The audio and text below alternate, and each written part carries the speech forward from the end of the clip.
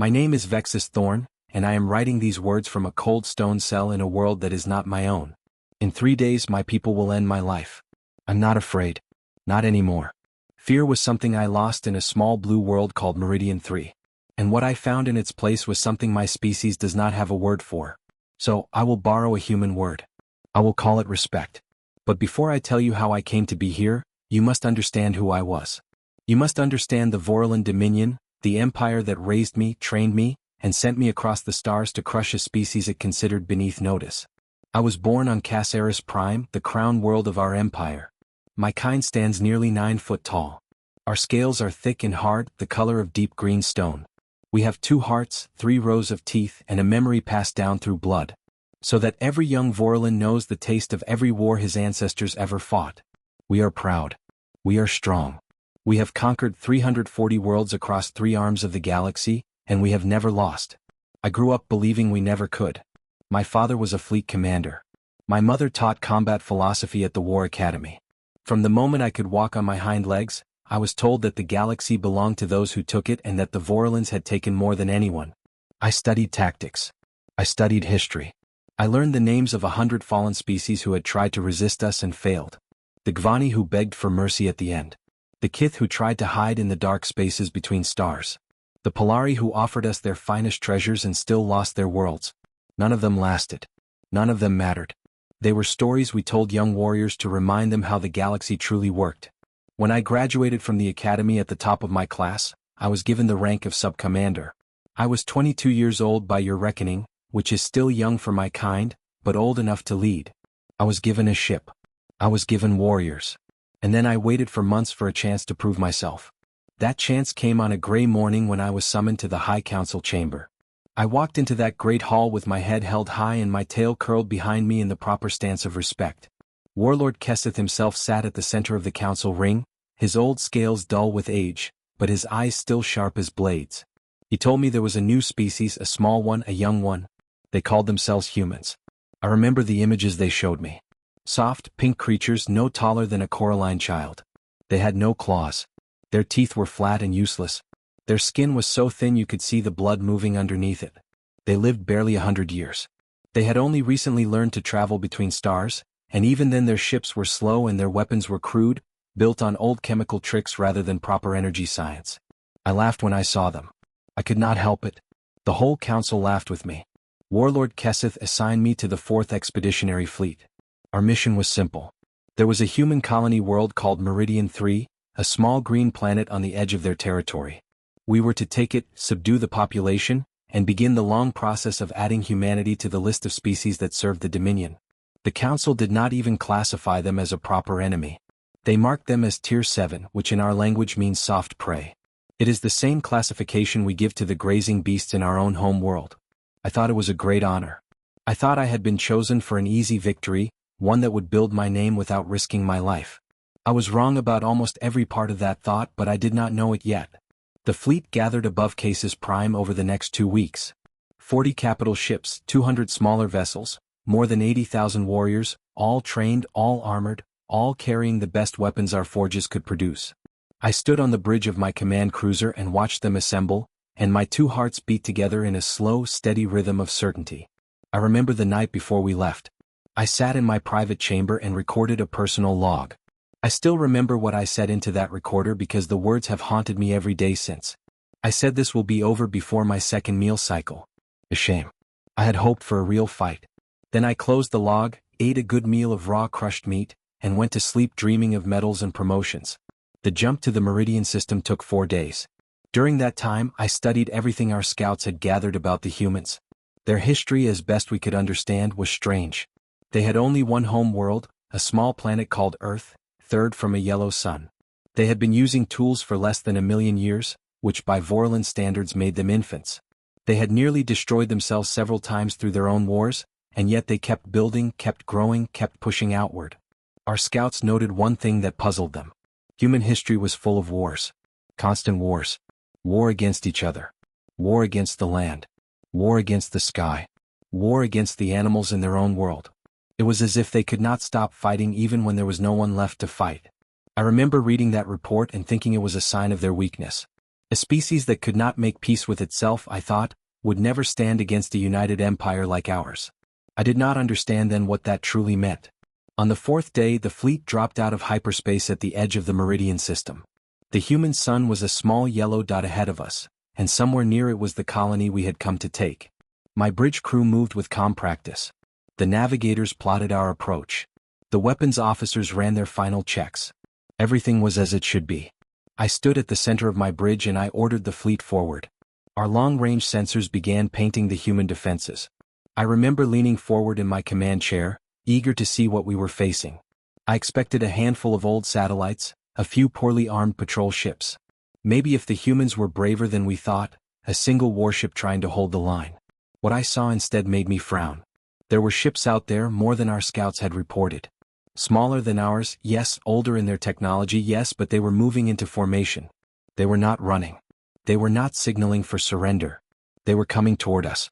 My first officer, a veteran named Drezek, spoke from his station in a careful voice. "Sub-Commander," he said, "the human ships are on an intercept course. They are accelerating." I watched the tactical display for a long moment. I counted the human vessels, 31, against our more than 200. And yet they were charging directly into our fleet, into weapons that outranged them into sane commander's will. For a brief moment, something cold and small moved in my chest. I did not recognize it. I pushed it away. I told Drezak they were simply delaying us, that they wanted to buy time for the colony to evacuate or hide or prepare some last desperate stand that would change nothing. I ordered the fleet to open fire at maximum range. I told my crew this would be a short engagement. The first volleys left our ships in bright lines of light, streaking across the dark toward the human formation. And then the humans did something I did not expect. They did not scatter. They did not try to evade. They charged harder, faster, straight through our fire, taking hits that should have destroyed them, losing ships and still pressing on. One of their frigates, already burning, already half broken, did not turn away from our advance. It accelerated until its engines gave out and it slammed into the side of one of our heavy cruisers at full speed. The cruiser was the Varnath, a ship I had served aboard as a cadet. It had a crew of 900. It split in half before my eyes, venting fire and air into the cold, dark, and then it was gone. I sat in my command chair, and I stared at the empty space where the Varnath had been. My bridge was silent. Even Drezek, old and hardened as he was, had nothing to say. The humans kept coming, and somewhere deep inside me, beneath all the pride and all the certainty, that small cold feeling grew just a little larger. I did not know it yet, but I had just seen the first real human I would ever meet. I did not know their names. I did not know what they believed or what they loved or what they were willing to give to protect it. I only knew that they had done something no sane species was supposed to do. They had looked at a force that outnumbered them 10 to 1, armed with weapons beyond their understanding, backed by an empire older than their entire written history, and they had decided to fight anyway. That was the moment, though I would not admit it for a long time, that my first battle against humans truly began. And that was the moment I took my first real step toward this prison cell and toward the end that waits for me in 3 days. But before the end, there is so much more to tell. Because what happened next on the surface of Meridian 3 was something my people were not ready for. And something I, in all my proud certainty, was about to learn the hard way.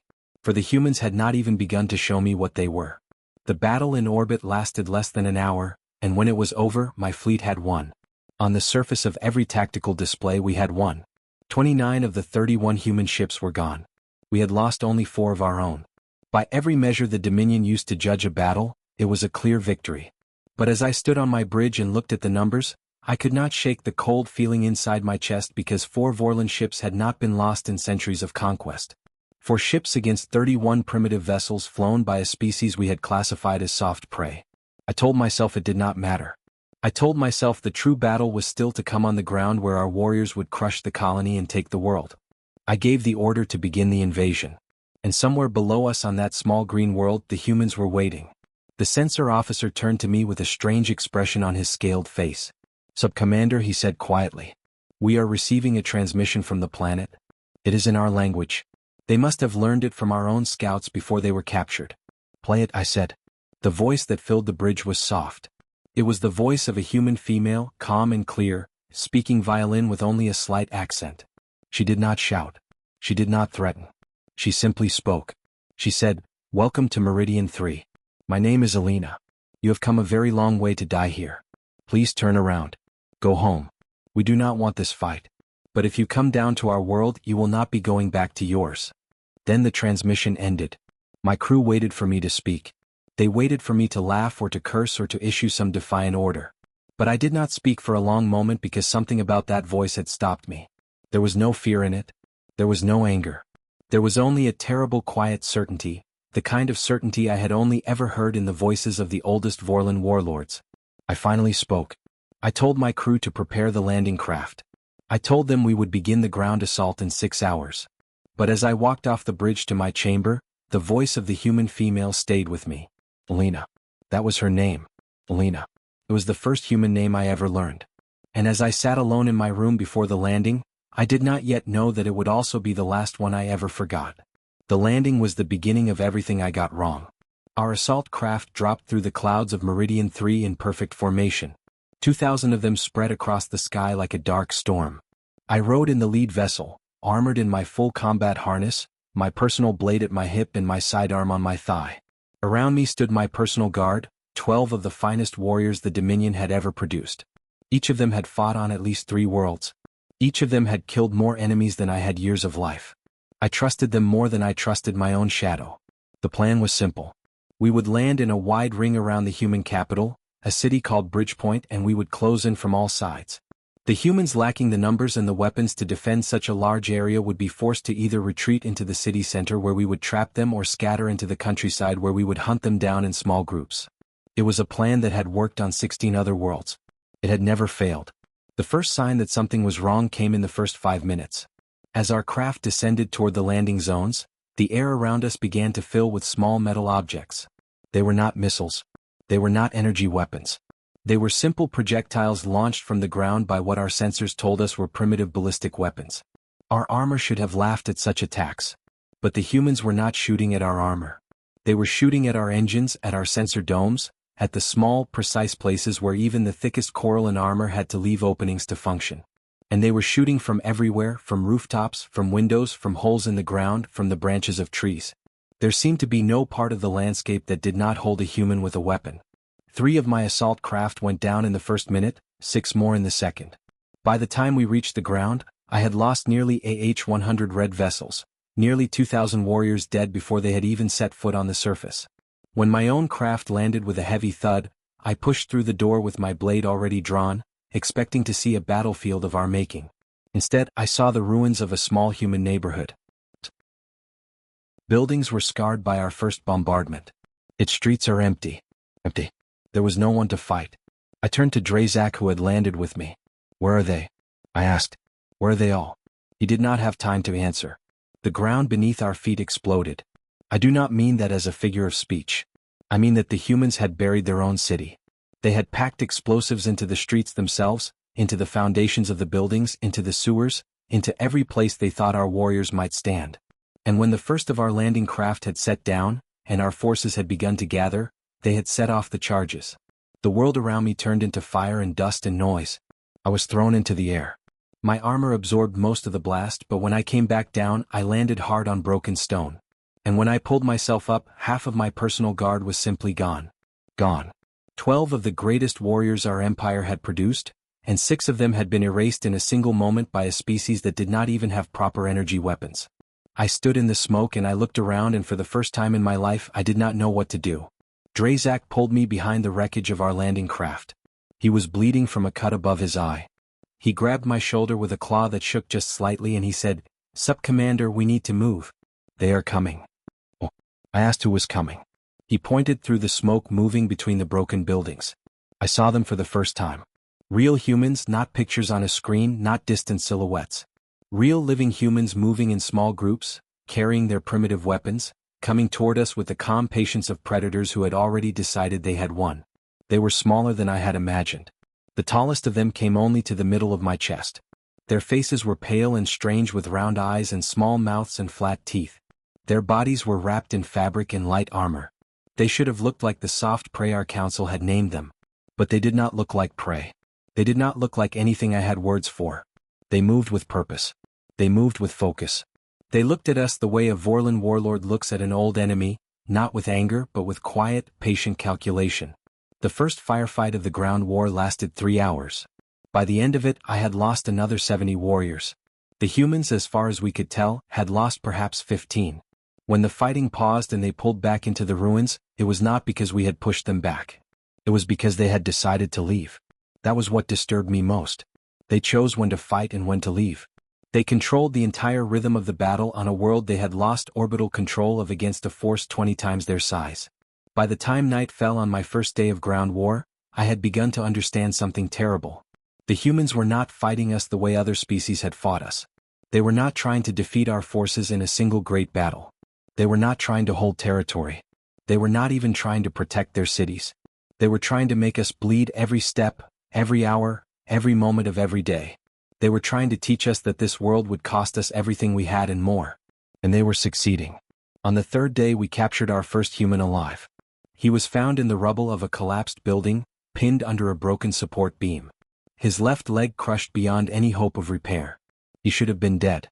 He should have been unconscious. But when my warriors pulled the beam aside, he was awake and he was smiling. I went to see him myself. I wanted to understand. He was young, perhaps 25 years old by their reckoning. His hair was short and dark. His uniform was torn and bloodied. One of his arms was clearly broken.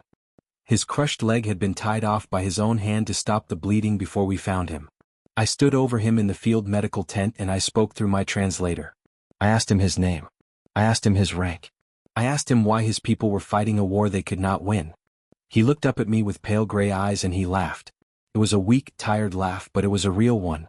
Then he said in his own language, which my translator translated for me, "You came to the wrong rock, lizard." I did not understand the words at first. A rock is a stone. How could a planet be a rock?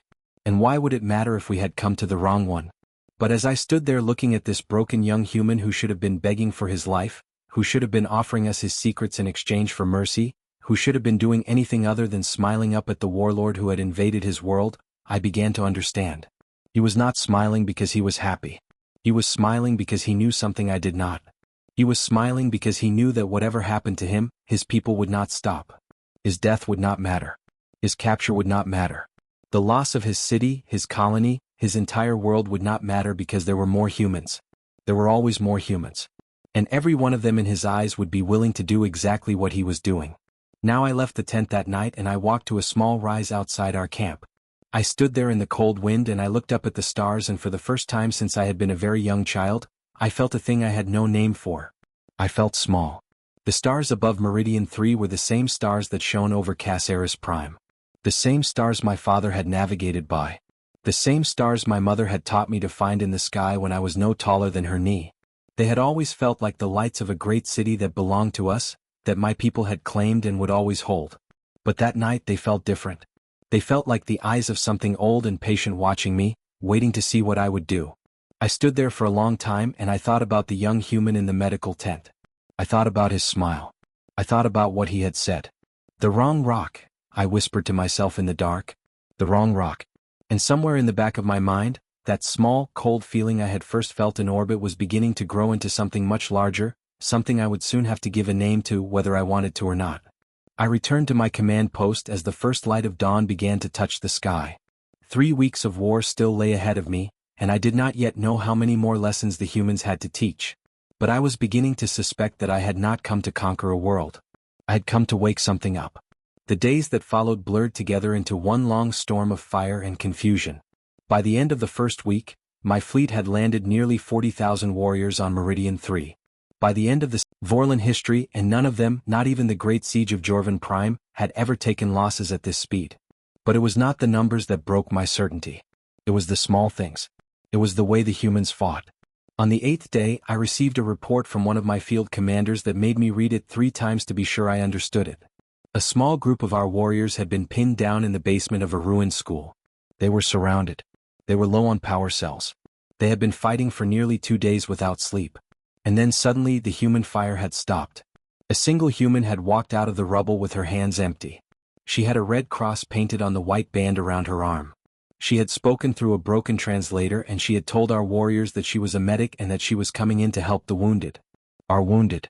She walked into that basement alone, unarmed, surrounded by enemies who had been trying to kill her people for more than a week. She tended to 6 wounded Vorlon warriors. She set their broken bones. She treated their burns. She gave them clean water. She saved the life of at least 2 who would have died without her. And when she was finished, she simply stood up, nodded to the officer in charge and walked back out into the ruins. No one shot at her. Our warriors were too stunned. Our own doctrine did not include such a thing. We did not tend to enemy wounded. We did not have a concept of a medic who crossed the line. When we were taught about healers in the academy, we were taught that they served their own and only their own, and that any healer who went to the enemy was a traitor to be put down at once. But this human had walked in, saved our warriors and walked out. And she had done it because in her eyes, the moment we had stopped fighting, we had stopped being enemies. We had simply become wounded. I read the report 3 times and then I sat in my chair and I did not move for a long time. It was not a weakness. That was what confused me. A weak species would not walk into an enemy camp unarmed. A weak species would not save the lives of the very warriors who had come to conquer their world. That took something else, something I did not yet understand. On the 10th day it happened again in a different way. One of our scout teams had captured a human pilot whose small fighter craft had been shot down in a forest to the east of the capital. She was badly wounded and our warriors had expected her to die before they could bring her in for questioning. But she lived. She was stubborn. She held on. When they began to question her, she would not speak. She would not give them her name, her rank, her unit, or any information at all. They used every method the Dominion allowed. She said nothing. Then one of our officers made the mistake of mentioning in front of her that the building she had tried to bomb during her final flight had been a human hospital and that he believed she had failed on purpose to avoid killing the patients inside. The pilot looked up at him and she spoke for the first time. She said, "Of course I missed on purpose. There were children in that building." The officer asked her why that mattered. The building had been a legitimate military target. A proper warrior would have destroyed it regardless. The pilot, dying, bleeding, surrounded by enemies who had already decided her fate, looked the officer in his eyes and said, "Because I am not a proper warrior. I am a human being and we do not kill children, not even to win." Then she closed her eyes and she did not open them again. The officer who had questioned her sent me a personal message that night. He was a hardened veteran, a warrior of 30 years. He had fought on 8 worlds. He had done things in the name of the Dominion that most of our species would not speak of in public. His message was only 3 lines long. "Sub-Commander," he wrote, "I do not think we understand what we are fighting. I request permission to withdraw from questioning duty. I need time to think." I granted his request. I did not know what else to do. That night, I sat in my command tent with a map of the continent spread out before me, and I tried to understand the shape of the war I was losing. Because I was losing. I had not admitted it yet, not even to myself. But the numbers did not lie. We had taken only 12% of the planet. We held the orbital lanes, but we could not resupply our ground forces quickly enough to replace our losses. The human counterattacks came in waves, not as one great army, but as 1,000 small wounds, each one small enough to survive. All of them together slowly bleed my fleet to death. And every day reports came in of things like the medic and the pilot and the young man in the tent with his leg crushed. Every day my warriors came back with stories that did not fit our doctrine. A human child, no more than 10 years old, had stepped in front of a Vorlon warrior to stop him from shooting her grandmother. The warrior, one of our best, had lowered his weapon and walked away. When his commander asked him why, he said, "Because she looked at me like I was the monster in her bedtime story, and I did not want to be that monster anymore." A human elder, a man of perhaps 70 years, had surrendered peacefully to our forces and had been taken to a holding area. When the guards checked on him that night, he was gone, but 6 of our wounded prisoners, humans who had been captured in earlier fighting, were also gone. The old man had freed them and slipped away into the city somehow without being seen. He had come in on purpose to rescue them. He had surrendered on purpose to get close. A human soldier surrounded and out of ammunition had waited until a Vorlon squad came close, and then he had used himself as a weapon in a way that killed the squad and saved the civilians he had been protecting. He had left a note pinned to his chest. The note said only 4 words. "Tell my daughter sorry." Every report I could not explain. And then on the 15th day, our scouts brought back a captured document. It was not a military plan. It was not a code book. It was a simple record written in the human language that had been left behind in a school we had overrun. It was a history book. One of our translators worked through the night to read it, and in the morning he brought his findings to me. His face was strange. His scales were pale. "Sub-Commander," he said, "I think we need to talk about Earth." I let him speak, and as he spoke, everything I thought I knew about the humans fell apart. Earth, he told me, was not a peaceful cradle of a young species. Earth was a death world. The planet that had given birth to humanity had more large predators per square unit of land than any world we had ever charted. It had creatures with claws, creatures with teeth, creatures with poison, creatures that hunted in packs, creatures that hunted alone. It had weather that killed. Had plants that were killed. It had diseases that killed it. It had oceans full of things that were killed. It had mountains that were killed. And into this world millions of years ago, came a small, soft creature with no claws and no fangs and thin skin. And that creature had not only survived, it had conquered. Humans, my translator explained, had a trait that was almost unique among the species we had encountered. They were persistence predators. When they wanted to hunt something, they did not ambush it. They did not overpower it. They simply followed it for hours, for days. They would run after their prey until the prey collapsed from exhaustion, and then they would take it. Their bodies, soft and weak as they seemed, were built to outlast almost any other living thing in their home world. But that was only the beginning. Humans had also done something else. They had formed packs, not small packs of a dozen or so like many predators, vast packs, packs of hundreds, then thousands, then millions. And those packs had cared for each other in ways that had no parallel in our own history. A Vorlon mother will care for her young until they can hunt. After that, they are on their own. A human mother will care for her young for 20 years and then continue to care for them for the rest of her life. A Vorlon warrior who is too wounded to fight is left behind according to our oldest traditions. A human wounded is carried home even if the carrying risks more lives. The translator read from the book. He read about human wars, and there were thousands of them. He read about human disasters, floods and fires and sicknesses that had killed millions. He read about times when humans had fought each other with weapons terrible enough to end all life on their own world. And every single time the humans had survived, they had rebuilt. They had come back harder and stronger and more determined. I listened to him for hours. And when he was finished, I understood something that made my two hearts grow cold. The Dominion had not discovered a young species.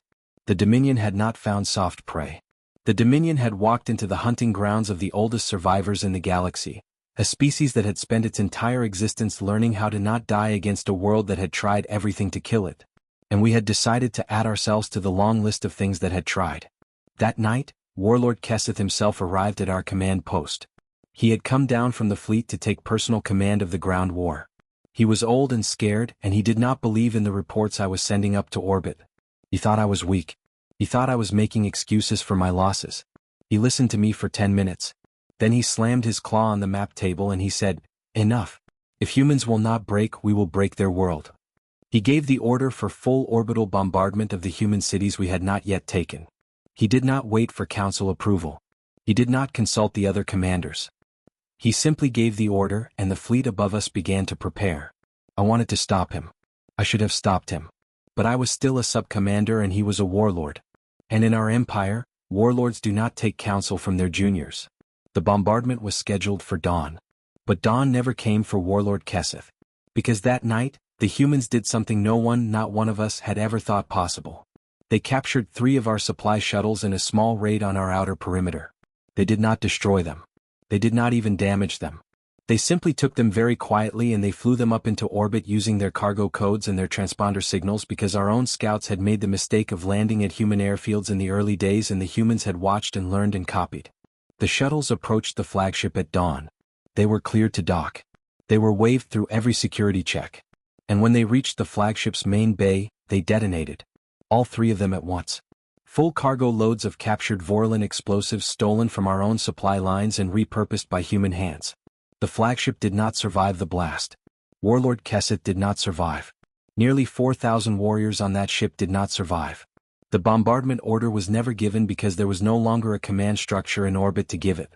And I, Sub-Commander Vexus Thorn, 22 years old by your reckoning, found myself standing in a command tent on a world that was killing me, looking at a fleet in disarray and realizing that I was now the senior officer alive. I was in command. I had never wanted it. I had never asked for it. I had dreamed of a quick victory and a medal to hang above my father's heart. Instead, I had a shattered fleet, 20,000 warriors who could not be resupplied, a dead warlord, and an enemy who had just taught me that no ship, no formation, no battle plan was safe from their minds. I sat down on a camp stool and I put my head in my claws. And for a moment, for just a moment, I understood something. I understood the smile on the face of the young man in the medical tent. I understood the quiet voice of the woman named Alina in the transmission. I understood why the humans fought the way they did, why they died the way they did, why they refused to stop the way they did. It was not because they were brave. Or rather, it was not only because they were brave. It was because they had been doing this their whole lives against their own world, against their own history, against every predator and every disease and every disaster and every neighbor who had ever tried to end them. They had been doing this so long that they had forgotten how to lose. And now we had come along and asked them to remember.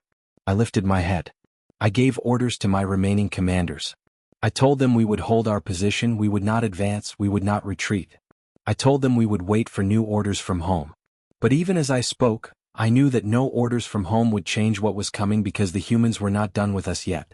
And somewhere out in the ruined city, a small woman named Alina was already planning the next step. The next step came 6 days later and it was aimed at me. After the flagship was destroyed, what remained of my fleet pulled back into a tight defensive formation. On the surface, my forces dug in. We built walls. We set traps.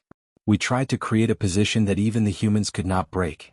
We held the great valley east of the capital, a natural bowl of rock and forest that should have been impossible to attack from the open ground. The humans did not attack from the open ground. They attacked from under it. 4 weeks without our knowing, sensors with nothing more than old metal sheets and layers of stone. And one morning, just after the sun had risen, the ground inside our fortifications opened up in 100 places at once, and humans came pouring out. I was in my command tent when it began. I heard the shouting first, then the sound of their weapons, the sharp, fast crack of human rifles mixing with the deeper hum of our own guns. I grabbed my blade, pulled on my harness, and ran out into the morning light. The scene was chaotic. Humans were everywhere, inside our walls, behind our lines, running between our tents. They had brought the battle into the heart of my camp, and they had brought it so fast that our defenses were useless. All our walls faced outward. All our traps were aimed at the open ground, and the enemy was already inside. I ordered my guard to follow me. We pushed toward the center of the camp, trying to reach the communications post to call the fleet for support. But the humans had already taken the communications post. We could see them inside setting charges, cutting wires, preparing to destroy it. Drazak, who was still at my side, grabbed my arm. "Sub-Commander," he said, "we have to fall back. We have to reach the evacuation point." I looked at him. I looked at my warriors, scattered and confused, trying to fight an enemy that seemed to be everywhere and nowhere at once. I looked at the sky, where our shuttle should have been coming down to help us, but instead I could see human-made smoke trails rising from the edges of the valley, smoke from anti-aircraft positions I did not know they had built. We were trapped. I had led my warriors into a trap, and the humans had closed it around us. I made a decision then. It was not a brave decision. It was the decision of a young commander who had finally understood what kind of enemy he was facing. I told Drazak to take what warriors he could gather and fall back to the evacuation point. I told him to save as many as possible to get them to the shuttles to get the shuttles into orbit. And I told him I was going forward with my personal guard to slow the human advance, to buy them time. He looked at me for a long moment. He was older than me. He had fought for many more years. He knew what I was asking. He nodded. He saluted me in the old Vorlon way, clawing over heart. And then he turned and ran to gather the warriors who could still be saved. I took what remained of my personal guard, 5 warriors in all, and I moved toward the fighting. We pushed into the ruins of what had been a small settlement inside our fortifications. The humans had taken cover there, using the broken walls of old buildings to ambush our forces as they passed. We hit them from the side, and for a short time we were winning. My warriors were the best the Dominion had. Even in a losing war, they were a force to be reckoned with. But the humans kept coming, more of them from every direction. They seemed to grow out of the very stones. One by one my guard fell. Rin, who had served my family for 2 generations, went down first. A human with a small grenade caught him in the open. Vast, the young warrior I had trained myself, went next. He died defending my left flank. Then Kay, then Sethier, then finally old Mekith, who had taught me my first blade lessons when I was a hatchling. He took 3 bullets protecting my back and still stood long enough to take down the human who had shot him before he fell. I was alone. I was bleeding from 6 wounds. My armor was cracked in a dozen places. My blade was dull with use. My power cells were nearly empty. And I was alone in a ruined human settlement, surrounded by enemies I could no longer count. I stumbled through the broken streets, looking for a defensible position, looking for anywhere I could make a final stand. I found what had once been a school. I knew it was a school because the walls, though broken, still had pictures on them, pictures drawn by children, small human figures, bright-colored suns, houses with smoke coming out of chimneys, the kinds of pictures any young creature of any species might draw. I stepped inside and I leaned against the wall and I tried to catch my breath. That was when I saw her. She was standing at the far end of the room near a broken window, and she had a rifle aimed at my chest. She was small, smaller than I had expected even among humans. She could not have been more than 5.5 feet tall. She had short dark hair and dark eyes and a scar across her left cheek. Her uniform was torn. She was bleeding from her shoulder and from her side. She looked as tired as I felt. She did not fire. I did not raise my weapon. For a long moment, we simply looked at each other across that broken room full of children's drawings. Then she lowered her rifle just slightly, and she spoke to me in a rough violin. "You are the commander," she said. "I have been hunting you all morning." I looked at her and I understood. She was alone too. She had come here alone on purpose to find me. She had separated from her own unit to do it. She had tracked me through the fighting, following the trail of my guards' attempts to protect me. And she had come to this school to end this one way or the other. I asked her name. She told me, "Alina Vasquez," she said. "Corporal, 1st Marine Division of the Meridian Colonial Defense Force." Alina. It was the name from the transmission, the first human name I had ever learned. The woman who had told my fleet in that quiet voice that if we came down to her world, we would not be going back to ours. I almost laughed. I asked her why she had come alone. I asked her why she had not brought her unit when they could have ended me easily. She looked at me and she said something I have thought about every single day since. She said, "Because my people do not need me to end you. My people will end you whether I am here or not. I came because I wanted to see your face. I wanted to see the face of the man who looked at our world and thought we were soft." I stared at her and then very slowly she raised her rifle again. What followed was the longest fight of my life. Though measured in time, it lasted only 11 minutes. She was small. She was wounded. She had almost no weapons left. I was twice her size, armored, carrying a blade and a sidearm. By any measure of physical combat, I should have ended her in seconds. But she fought me for 11 minutes. She used the school, the broken chairs, the pieces of glass, her hand. By the end of it, I was on my knees and she was on her back and neither of us could stand. I had my blade at her throat. She had a piece of broken pipe pressed against the soft spot under my jaw where my armor did not cover. We were each one motion away from ending the other. We both stopped moving. I looked down at her. She looked up at me. We were both breathing hard. We were both bleeding. We were both, I think, beyond fear. I asked her through my damaged translator. Why do you fight? Why do you fight like this? You have lost. Your colony is broken. Your city is ruined. Even if you end me, another will come. You cannot win." She looked up at me and she smiled. It was not a bright smile. It was not a happy one. It was tiring, sad and calm. And it held something I still cannot name. She said, "We never lose." I asked her how that was possible. And she said, "We just run out of time and someone always comes next." I did not move. I did not strike. I could have, she could have. Neither of us did. Because in that moment, something had happened between us that I still do not have the words for. Something that was not friendship and was not mercy and was not even respected. Exactly. It was something older, something deeper.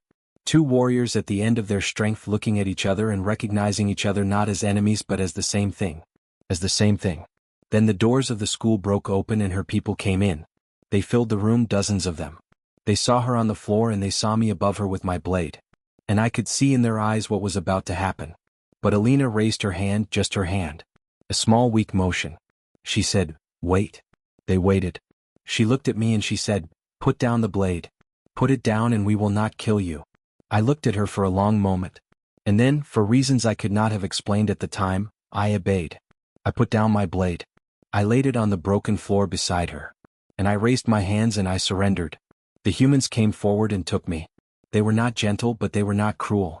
They tied my hands with a strong cord. They put a cloth over my wounds. They carried me out of the school, past the ruins of my own command post, past the bodies of my warriors, past the broken walls of everything I had brought to this world. As they carried me away I looked back. Alina was being lifted onto a stretcher by two of her own. Her eyes met mine across the ruins. She raised one hand just slightly and she held it up. I did not know the meaning of the gesture then. I would later learn it was something humans do to say goodbye or to say thank you, or sometimes to say both at once. I was taken to a human holding area. For 3 weeks I was a prisoner. They treated me better than I deserved. They fed me. They healed my wounds. They asked me questions but they did not hurt me. Alina visited me twice. We did not speak. We just looked at each other through the clear wall of my cell, and I think we both understood that there was nothing left to say, and nothing still needed to be said. On the day I was released back to my people, as part of a strange exchange that the humans had arranged, Alina came to see me one last time. She stood on the far side of the holding area. She did not come close. She simply said, "Goodbye, Commander. Someone always comes next. I hope the next one you meet teaches you something too." Then she walked away. I never saw her again. The Dominion lost the war. I do not mean only the war for Meridian 3, though we lost that completely. I mean the larger war, the real one, the one I had not even known we were fighting. When the remains of my fleet limped home, dragging less than a third of what we had set out with, the Council wanted answers. They wanted reports. They wanted to know how their greatest military venture in a generation had turned into a disaster. They wanted to know how Tier 7 soft prey had broken a fleet that had crushed empires. I gave them my report. I told them everything. I told them about Alina and about the medic who had walked unarmed into our base, not trying to win the war in that school. She was not trying to win the war when she hunted me through the ruins. She was not even trying to survive. She was trying to be a link in a chain. A chain that stretched back into her own history, back through every human who had ever stood against something larger than themselves and refused to move. A chain that stretched forward into a future she would probably not live to see. A future full of humans who would hear her name, or the names of the thousands like her and who would take the next step in the long human walk across the stars. She did not need to win. She only needed to hold her place in the chain. And as long as she held it, the chain would hold. And as long as the chain held, humanity would move forward. That is why they are unbeatable. That is what my people never understood. You cannot defeat a species that measures itself by the length of the chain. Because every link you break only makes the next link hold tighter. We thought we were hunting prey.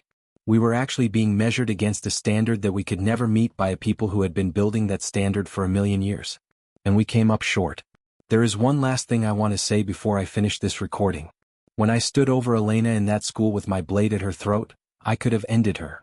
I was stronger. I was faster, even wounded. I could have done it in a single motion before her people came through the doors. I did not. I have asked myself 1,000 times why I did not. I used to think it was a weakness. The Council certainly did. My people will die believing it was weakness. But I have come to understand that it was not a weakness. It was the first brave thing I had ever done. All my life I had been told that courage was taking lives, taking worlds, taking the things that other species held dear and adding them to the collection of the Dominion. That was what a Vorlon warrior was. That was what I had been trained to be. But in that moment, in that ruined school, with a wounded human woman under my blade, I did something no one had ever taught me to do. I chose not to take it. I chose to see her. To see her as something more than prey, to see her as something that had earned the right to keep breathing, whatever the cost to my own fate, whatever my council might later say, whatever the cost to my own life, I put down my blade. It was the first true act of courage in my life, and it was also, I think, my last, because everything that has happened since my capture, my surrender, my trial, my approaching end has only been the working out of that one choice. My people believe I am dying a coward's death. They believe I broke. I know better. I am dying because in one moment in one small room I looked at another being and I decided that she was more than what my people had told me she was. I am dying because I refused to add Elena's name to the list of lives the Dominion had ended. I am dying because I let one link in the long human chain hold. And if her chain holds, then perhaps in some strange way I am part of it now too. That is my last thought. That is my last gift. To anyone who hears this recording, to anyone who finds this message, to anyone who wonders what happened to the young Vorlon sub-commander who was sent to conquer a small green world and who came back broken, I have one thing to say. The humans are coming. Not as conquerors, not as warriors, not even as enemies unless you make them into enemies. They are coming the way they have always come to every new place. Slowly, stubbornly carrying their children and their old ones and their strange strong idea that no link in their chain is allowed to break. If you meet them, do not make my mistake. Do not see them as small. Do not see them as soft. Do not count them by their numbers or their weapons or their years. Count them by the length of the chain. Count them by the names of those who came before and by the faces of those who will come after. Count them by the quiet voice of a woman named Alina speaking across the stars, telling you that if you come to her world, you will not be going home to yours. Then if you are wise, turn your ships around. Go home. Hold your own chain. Let them hold theirs. Meet them as neighbors, not as prey. Meet them as fellow travelers in a very large and very old galaxy. They will meet you the same way. They are better at that than we ever knew. I can hear the guards outside my cell now. They are coming for me. I am ready. My name is Vexus Thorn. I was a sub-commander of the Vorlon Dominion. I led a fleet against a species called humans and I lost. I was defeated not by their ships or their weapons, but by a single woman in a ruined school who showed me in 11 minutes what my entire empire had never taught me in 100 years. My first battle against humans taught me how to fight. My last moment of courage is this, admitting that they taught me how to live. Remember Alina. Remember the chain. And if you ever look up into the stars and see a small bright ship coming toward you, one that does not run and does not turn away, one that carries a species you have never met but somehow already know, do not raise your weapons. Raise your hand instead. The way she raised hers to me across a ruined room at the end of a long and terrible day. They will understand. They always do. This is Sub-Commander Vexus Thorn signing off for the last time. The sun is coming up outside my cell. It is a good day to be brave. It is a good day to put down the blade. Goodbye.